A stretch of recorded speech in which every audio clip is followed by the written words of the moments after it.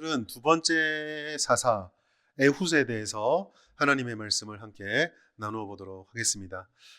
오늘 말씀 속에 우리가 이제 보아야 될 것은요, 하나님을 믿는데 하나님께서 어떻게 일하시는가, 그 일하심에 얼마나 하나님의 주권이 중요한가, 또 우리의 요소와 우리의 조건들은 얼마나 좀 부질없을 수도 있다라는 것을 말씀을 통해서 좀 살펴보려고 합니다. 하나님께서 어떤 일을 행하실 때 우리는 참 우리의 상식과 기대 안에서 어떤 일이 벌어지기를 바라지만, 때로는 하나님의 일하심은 우리의 상식과 우리가 생각하는 것을 초월할 때가 있습니다. 성경에는 그런 말씀들과 그런 사건들이 정말 많이 등장을 하죠. 이런 일이 과연 있을까 싶은데 그런 일들이 일어나고, 하나님께서 이렇게 하시지 않을까라고 우리가 일반적으로 생각했던 상식들이 전혀 통용되지 않고 하나님이 일하시는 방식대로 일이 진행되는 것을 보게 됩니다. 하나님은 일하실 때에 우리들에게 무조건적으로 기계처럼 명령하시는 그런 분도 아니시지만, 또한 동시에 우리를 반드시 다 납득시켜 가시면서 이해시켜 가시면서 일하시지도 않습니다. 다시 말해서 하나님이 일하심을 우리는 항상 동의할 수 있는 것도 아니요, 하나님께서 일하시는 것을 모두 다 이해하는 것은 아니다라는 거죠. 오늘 본문에서 사세 에훗이 바로 그와 같은 상황을 우리에게 잘 보여줍니다.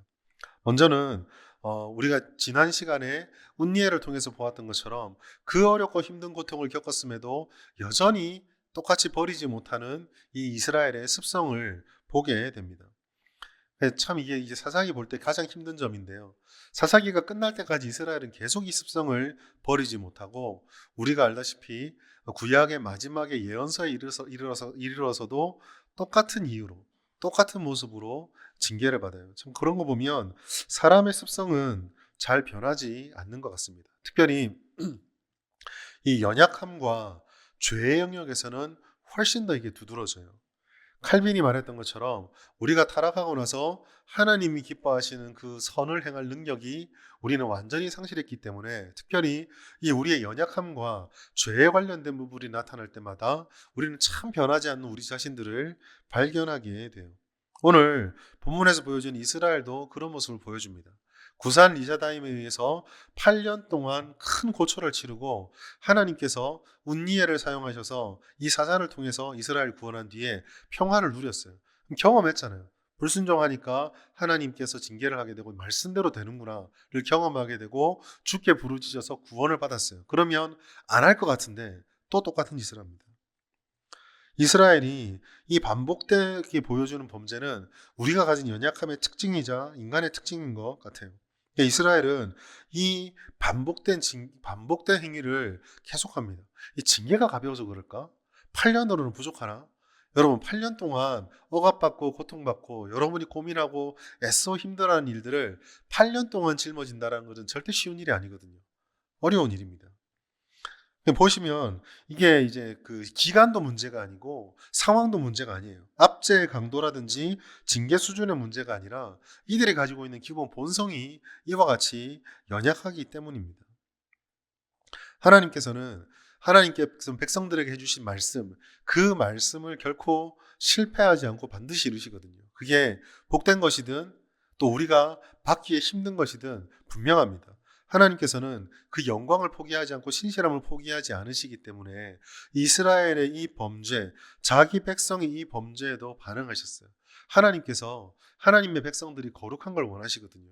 이 거룩함을 지키지 않으니 하나님은 다시 또 이방 족속을 들어서 이스라엘을 징계합니다. 이번에 선택한 족속은요, 모압이에요. 그리고 그 모압이 강해져서 암논과 아말렉까지 주변에 요단강 동편에 있는 족속들을 다 연합을 해서 규합을 해서 이스라엘을 쳐들어옵니다. 가나안 땅에 들어와서 종려나무 성읍을 빼앗았다라고 말씀을 하고 있어요. 오늘 우리가 보았던 읽었던 위에 본문 위에 보시면 사사기 3장 13절에 에글론이 암몬과 아말렉 자손들을 모아가지고 와서 이스라엘을 쳤고 종려나무 성읍을 정령하겠다라고 되어 있습니다.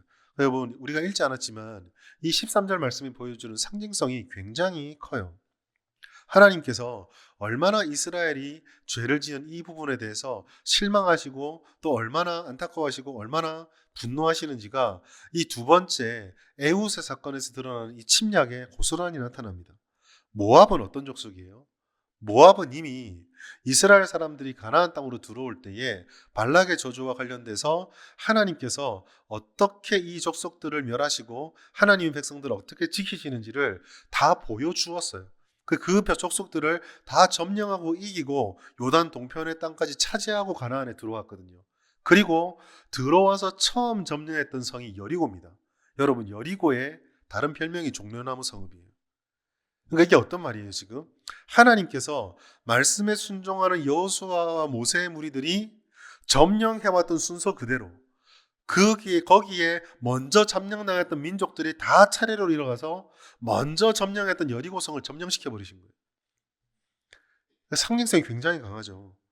하나님께서 땅을 더럽히는 가나안 족속들, 불순종하고 우상 숭배하는 가나안 족속들을 쫓아냈던 것처럼 이스라엘이 그 땅을 약속으로 받았다고 착각하고 있을 때 그 땅을 더럽히니까 쫓아냈던 족속들, 이겼던 족속들, 무너뜨렸던 족속들을 그대로 역으로 치고 들어오면서 이스라엘을 공격하고 넘어뜨린 거예요.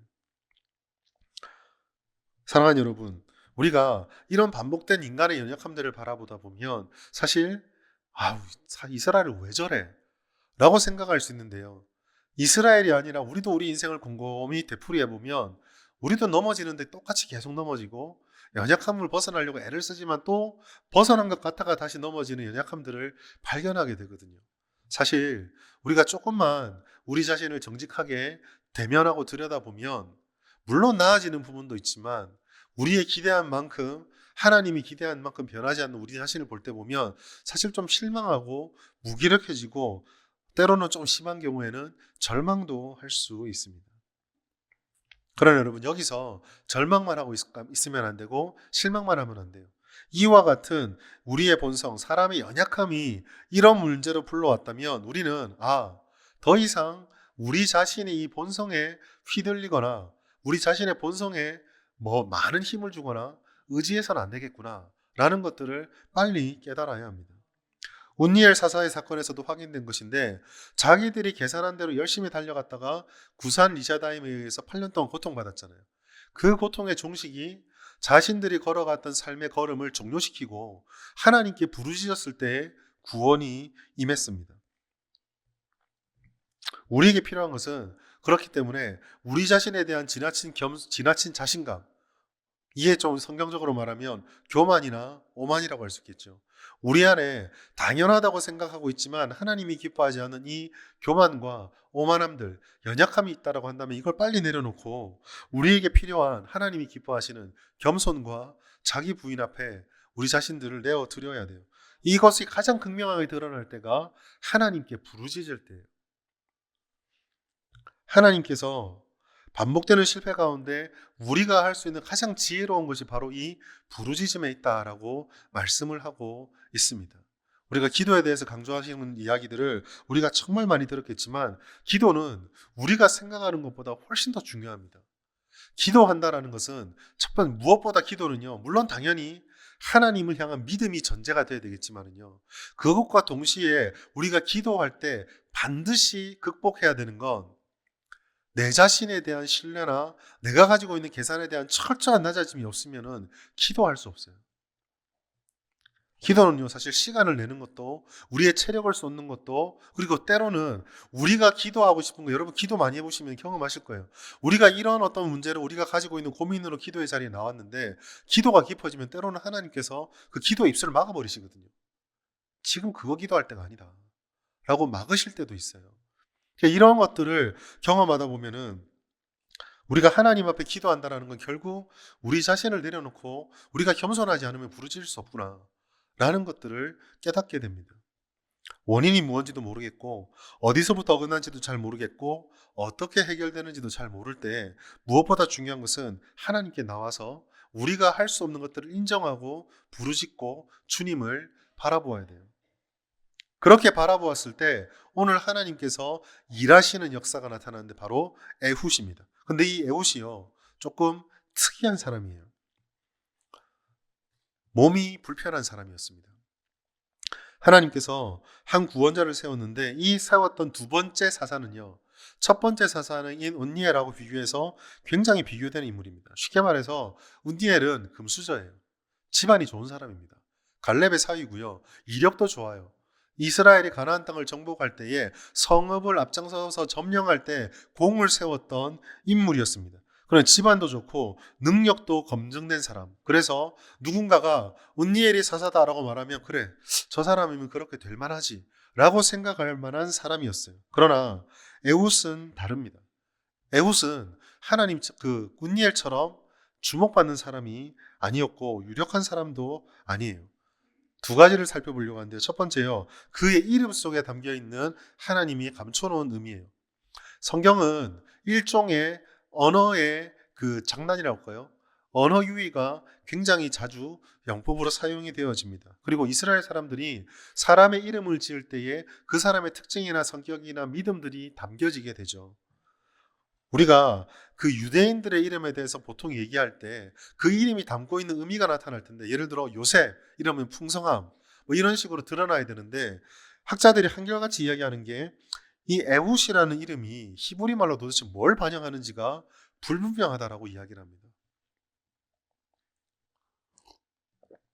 딱 떨어지는 건 없는데 많은 학자들이 그래도 연구하고 자료들을 찾아내고 연구를 하면서 어느 정도 모아지는 통일되는 게, 이 에훗이라는 이름 속에 히브리 말에 하나라는 의미가 많이 반영되어 있다는 데는 좀 통일이 되는 것 같아요. 그게 뭘 말할까요? 여러분, 성경은 에훗이요, 힘이 있는 무리 속의 사람이 아니라 외톨이일 가능성이 높다라고 우리에게 알려주고 있습니다. 나라를 구할 때 우리가 어떤 큰 일을 감당할 때는요, 자기 자신의 역량도 중요하지만 주변 사람들이 굉장히 중요하죠. 저는 개인적으로 조선 왕조 초창기에 이 세종까지 흘러온 역사들이 되게 좀 재미있어 하는데요. 이성계에게는 퉁두란, 이지란과 정도전이 있었어요. 이방원에게는 이숙번과 하륜과 그런 주변에 책사들과 도와주는 사람도 있었어요. 세조는 어떻습니까? 세조 옆에는 한명회가 있었죠. 항상 이렇게 어떤 일을 이룰 때 쓰임받을 때는 자기만 잘났다고 되는 게 아니라 옆에 사람들이 꼭 있어요. 그런데 에훗은 없습니다. 에훗은 외톨이였어요. 오늘 본문에도 보면은요, 공물을 가지러 가는 것, 즉 이스라엘 사람들이 함께 공물을 바치는 일에 어떤 임무를 맡은 것 같은데, 그거를 제공해 주는 데까지는 같이 갔는데 결정적으로 뭐 겨사를 치를 때는 그 전에 다 돌려보내고 자기 혼자 되돌아가요. 홀로 있는 사람입니다. 두 번째는요, 그가 왼손잡이다라는 사실이에요. 지금은 왼손잡이가 흔하고 애들 발달 측면에서 양손을 다 쓰면 머리도 좋대가지고 일부러 막 왼손을 막 연습시키잖아요. 그런데 여러분, 당시에는요, 왼손잡이가 평범하지 않은 사람들이었어요. 특별한 사람들입니다. 그런데 이 특별한 게 재능이나 능력이 특별해서 특별한 게 아니라 경계나 배척의 대상일 경우, 뭔가 달라서 사람들에게서 좀 이렇게 등에 돌려지는 이러한 사람들이었어요. 근데 보다 더 심각한 것은요, 여기서 우리 성경에는 왼손잡이라고 되어 있는데 이 말의 원어적 의미가 왼손을 쓴다 안 쓴다, 왼손을 쓴다라는 이런 의미보다는 오른손을 제대로 못 쓰는 사람이라는 뜻이 있다는 겁니다. 그러니까 날 때부터 왼손잡이라서 왼손을 잘 쓰는 게 아니라 오른손이 정상 기능을 못하는 거예요. 장애가 있는 사람입니다. 그러니까 이 에훗은요, 전투의 일선에 설 만한 사람이 아니에요. 어떤 사람이 내가 섬기는 장수가 전쟁할 때 돌격 앞으로 오라고 하는 사람이 몸을 제대로 못 가누는 사람이 돌격 앞으로 하면 누가 달려가서 같이 전쟁을 치루어 주겠어요? 우리는 이와 같은 사람이 하나님께서 선택하셨다는 사실을 조금 주목해 볼 필요가 있어요. 그리고 결론적인 부분이지만, 이렇게 사람들에게 배척받고 이 사람이 온니엘 같은 사사가 될 수 있을까라고 생각하는 이 사람에 의해서 에글론 왕은 암살을 당하게 되고 이스라엘은 모압으로부터 벗어나게 됩니다. 그리고 30절 보시면 이 에훗의 사건, 에훗의 섬김의 결과로 이스라엘은 온니엘이 40년에 그쳤는데 80년 동안 평안을 누리게 돼요. 우린 여기서 한 가지 사실을 분명하게 깨닫게 됩니다. 하나님의 역사는 우리의 생각과 우리가 기대했던 것과 우리가 계산하는 것과는 전혀 다르게 제한받지 않게 역사하는구나 라는 것을 발견하게 돼요. 자격과 조건, 환경 고민해야 되죠. 사람들이 열심히 공부하고 사람들이 열심히 경험을 쌓는 것도 자격이나 능력을 쌓는다는 점에서 필요합니다. 환경도 중요하죠. 우리가 어떤 일을 할 때 주변의 상황과 환경을 전혀 무시하고 무조건 밀어붙이는 것이 능사는 아니에요. 그런데 이러한 것들, 자격이나 능력이나 조건이나 환경들을 완전히 다 없는 것으로 치자는 게 지혜는 아닐지라도 이러한 조건들이 얼마나 잘 갖춰져 있냐가 전부 어떤 일을 이루는데 반드시 그러해야만 하느냐, 하나님이 일하실 때 이런 것들이 정말 필요하느냐라고 물으면 성경은 거기에 대해서 그렇지 않다라고 말씀하고 있다는 것입니다. 상토적인 말이지만 하나님께서 행하시는 역사는 그 어떤 것에도 제한을 받지 않아요. 인간적인 기준과 인간적인 생각으로 또 계산으로 하나님이 일하시는 모든 것들을 다 파악할 수도 이해할 수도 없다라는 것입니다. 하나님은 외톨이요 몸이 불편한 에훗을 사용하셨어요. 세 개의 지역, 세 개의 족속이 연합한 그 연합군을 패퇴시키는데 이런 사람을 사용하셨습니다. 그러나 그 연약함은 전혀 문제될 것이 없었어요. 왜요? 우리 눈으로 볼 때 아무리 부족해 보이고 아무리 연약해 보인다 할지라도 하나님이 그를 사용하시니까, 하나님이 그를 부르시고 그를 통해 하나님의 일을 이루시겠다라고 하시니까 역사가 일어나는 것입니다. 이것은 모든 것을 다 가지고 있다고 생각했던 이스라엘이 하나님의 뜻을 벗어나서 아무짝에도 쓸모없이 이 사사기 시대를 보내는 것과는 잘 대비를 보여줍니다. 여러분, 이스라엘의 범죄는 여호와 중심, 하나님 일하심에 대한 주권을 믿지 않고 인정하지 않고 자꾸 자신들의 계산과 자신들의 바람을 하나님보다 앞세우기 때문이에요. 그런데 이스라엘 구원은 바로 이거를 강조해요. 너희가 놓친 게 뭐냐? 너희가 잃어버린 게 뭐냐? 라고 물을 때 에훗을 딱 들어 보여서 자, 봤지? 이런 사람도 이렇게 부족해 보이고 너희가 아니라고 생각하는 이 사람, 이 상황, 이 조건을 사용하는 내가 너에게 필요한 거야. 나의 주권이 역사를 이루는 거야. 라는 걸 이 에훗을 통해서 보여주시는 겁니다. 세상에서 살아가는 우리들은 세상의 관점들을 다 떨쳐내지는 못해요. 영향을 받죠. 이게 당연한 겁니다. 그리고 그 안에 우리가 구원을 받았다고 하지만 여전히 우리 안에서 완전히 극복하지 못한, 완전히 성화되지 못한 연약한 본성들이 있어요. 버리지 못하고요. 버리지 못한 게 있을 수 있고 넘어질 수 있습니다. 그러나 문제는 오늘 이스라엘 사람들이 운니엘을 통해 그 약점을 보았음에도 불구하고 그 상황을 헤쳐나와 놓고 다시 또 그 수렁텅이로 들어간다는 거예요. 이게 우리가 가진 연약함이고 겸손해야 될 이유입니다. 하나님께서는 운니엘이라고 하는 그럴듯한 사람 다음에 에훗이라고 하는 전혀 그럴듯하지 않은 사람을 세우셔서 이 모든 시각이 사람이 아니라 하나님에게로 향할 것을 가르쳐 주시고 싶었다는 거예요. 만일에 운니엘 다음에 두 번째 나타났던 사사가 상황이 심각하다 보니 운니엘보다 더 황금 수저의 다이아몬드 수저의 능력도 출중하고 그런 사람이 나타나서 구원을 일으켰다면 이스라엘 사람들은 역시 집안이야. 역시 잘 배워야 돼. 이런 얘기를 했을 거예요. 그런데 이스라엘 사람들은 지금 사람과 환경을 보지 못하는 상황이 됐어요. 아무리 보아도 에훗은 그 깜이 아니거든요. 아무리 보아도 에훗은 그만한 사람이 아니거든요. 그러니까 인간적으로 생각해도 이것저것 다 빼고 나면 남는 답은 딱 하나만 남는 겁니다. 가나안에 들어갈 때 하나님이 주셨던 그 약속, 너희가 이 땅에서 나와 앞에서 거룩함을 유지하고 하나님 말씀에 순종하면 너희가 가나안 땅을 쫓아내고 나서 그 땅을 다른 이에게 뺏기지 않고 여기서 하나님의 약속을 누리며 살 것이다. 그러나 만약 너희가 그 땅의 거민들처럼 똑같이 하나님을 버리면 너희가 쫓아냈던 것처럼 너희가 쫓겨나게 될 것이다. 그 말씀을 오늘 이 에훗을 통해서 하나님을 바라봐야 되는구나 라는 것을 알려주는 것입니다. 여러분, 신앙은요 맹목적이지 않아요. 신앙은 굉장히 이성적인 것들도 중요하게 여깁니다. 질서라든지 규칙이라든지 이런 것들을 무조건 없애야 된다 말씀하지 않아요. 그러나 그럼에도 불구하고 신앙에는요 본질적으로 신비한 것이 있습니다. 신비하다는 것은 결국 우리가 생각했던 범위를 넘어선다는 거죠. 넘어서는 부분까지 하나로 신뢰할 수 있게 의지할 수 있으려면 딱 하나가 있어야 돼요. 그것은 우리 눈에 보이고 생각할 수 있는 것과 우리 생각을 넘어가는 것에 다 통용되어지는 하나의 원칙이 있어야 되고 원리가 있어야 됩니다. 그 원칙과 원리가 뭘까요? 하나님이 주인이시다라는 그 원리예요. 우리가 이해할 수 있는 것이 우리 앞에서 펼쳐지고 있어도 그것이 내가 이해한다고 해서 내게 아니에요.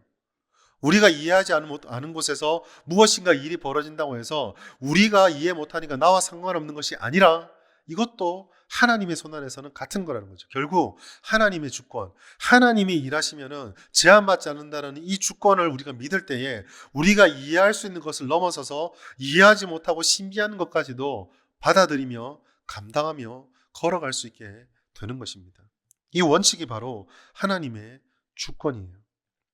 사랑하는 여러분, 오늘 우리가 오전 예배를 통해서 하나님의 말씀을 깨닫고 하나님의 사랑을 깨달아서 우리가 하지 않았던 삶을 주님께 더 메어 달리고 하나님의 중심에 바로 서는 신앙을 고백했어요. 그리고 오늘 오후 예배 설교는 오늘 이 하나님을 한 주 동안 쫓아가기 위한 그 삶을 살려고 할 때에 우리도 애구처럼 말도 안 되는 상황, 말도 안 되는 사람, 도저히 이건 일어날 수 없는 일인데 라는 일들이 벌어지는 현실 속으로 들어가게 될 겁니다. 그때에 우리가 붙잡아야 되는 것은 하나님의 약속. 주님께서 무엇을 행하시고 무엇을 이룰 것인지 말씀해 주셨던 그 약속, 주님이 누구신지를 신뢰하고 붙잡아야 돼요.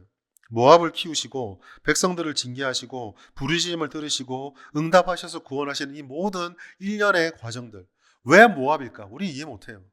왜 애우신가? 우리는 이해 못해요. 그러나 하나님께서는 그 모든 것들을 통해서 이스라엘 백성들을 이끌어 가시고 또 오늘 우리의 삶에서도 우리가 이해하지 못하는 상황들을 주님께서 살피시고 돌보시고 이끌어 가시면서 우리의 인생을 주관해 가시는 것입니다. 이것이 바로 우리가 하나님 앞에 있어야 하는 이유예요. 어떤 상황 가운데라도 하나님 앞에 나와야 하는 이유입니다. 하나님을 따르고 하나님과 동행해야 되는 이유가 바로 여기에 있습니다. 때로는 그가 우리를 이끌어 가실 때 우리의 이해에 완벽하게 부합되지 않고 지금 이 상황이 참고 견디고 이기고 받아들이기에는 도저히 납득이 되지 않고 힘들 수도 있습니다. 그러나 여러분, 그럴 때 하나님께서 이러한 상황을 좀 개선시켜 주시고 변화시켜 주시옵소서. 물론 당연히 기도해야 됩니다. 그러나 동시에 우리는 그 어떤 상황이 어떠한 과정을 밟아갈지라도 하나님이 우리를 향하신 계획은 좋은 것이라는 사실을 믿는 믿음. 하나님의 주권이 우리를 무너뜨리고 넘어뜨리고 좌절시키는 곳으로 향하지 않는다라는 믿음이 있어야 돼요. 누가복음 11장 11절과 12절 말씀 같이 읽겠습니다. 시작. 너희 중에